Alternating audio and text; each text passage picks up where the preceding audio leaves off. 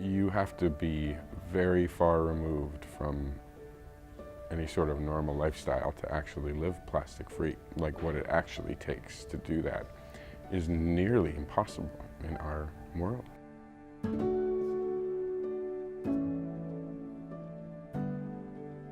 Plastic has been filling our oceans for close to 100 years now.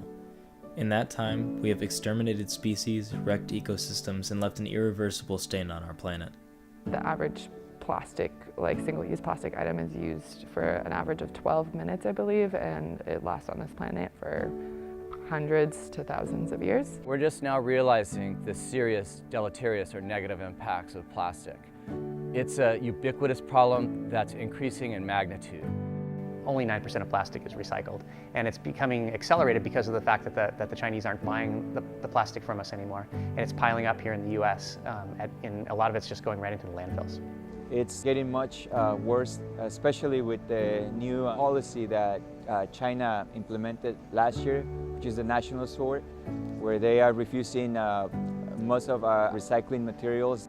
Increasingly, scientists are learning the gravity of plastics on marine life. And it's also having a huge impact on the health of marine life, like sharks or particularly marine mammals. So plastic has reproductive impacts. It can be a mutagen, a carcinogen.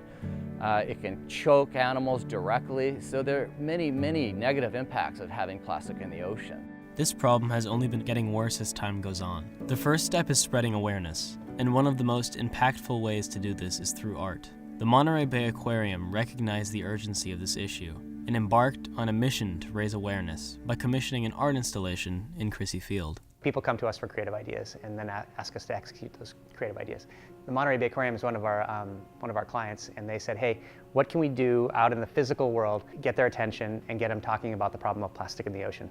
Basically, the concept for me was to pay homage or to honor these animals, and so it would always to build a native species of animal native to that area from the waste that humans have left behind on that place. Or this idea that we had that we've all been taught that when we put things in this blue bin, it goes to a good place, and and that the sudden appearance in our generation of all these like blue bins everywhere gave everyone this feeling of like, oh, we're fine.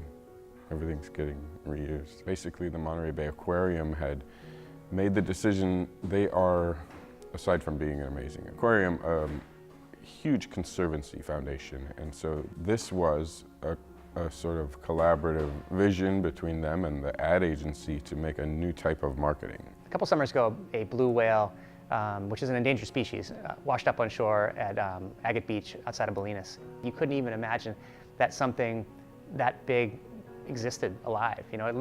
Like the scale of it, even from like a quarter mile away, was like, your eyes couldn't make sense of it. And so when the aquarium asked us for ideas about, something big and interesting that would stop people in their tracks, I immediately thought of that blue whale. And we ended up using that as the inspiration for the whale that we built. It's the exact dimensions of that whale that washed up on Agate Beach, just to kind of honor the whale. A vision to build a life-size blue whale. We received about 4,000 to 6,000 pounds of plastic. You have to make sure it's the right plastic, and you bring it over to then we have a cutting station. Plastic has either paper or other plastic bits that have to be cut off, and the piece has to be like kind of filleted open so that you could wash it, because all of it is very dirty and causes a lot of impurities and when you melt it.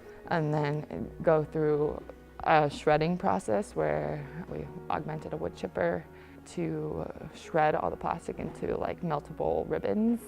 And then all of those ribbons would then be sent to the baking station, where they are baked for about 30 minutes total each, and put into a compressing machine, where then we would have all the tiles.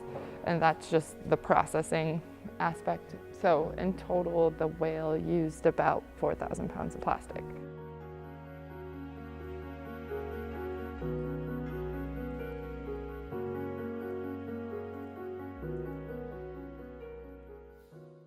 Moving forward, the solutions are kind of tough, right? I mean, if you try to be like, no matter how good you are as a consumer about not wanting to use plastic, you can't help it. Like, you don't have choices. If you want to buy strawberries, they come in a plastic container. Try eliminating plastic from your life. Try really hard for just one day, and it's ridiculously impossible. When people know these things, they start to notice the plastic around them and how much they actually consume of plastic. You know, the more people start walking into stores and saying, oh, are your to-go containers plastic?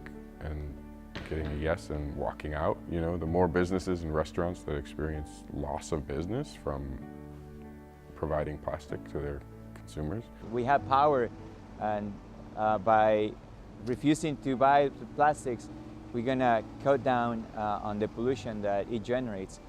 There's no concept, there's no connection, and that's what we need to do, is have that conscious connection with the ocean and our direct impact. Yeah, I think it's important to remember that reality, that this is a problem we created, and it's a convenience we created. So how do you empower yourself to change that?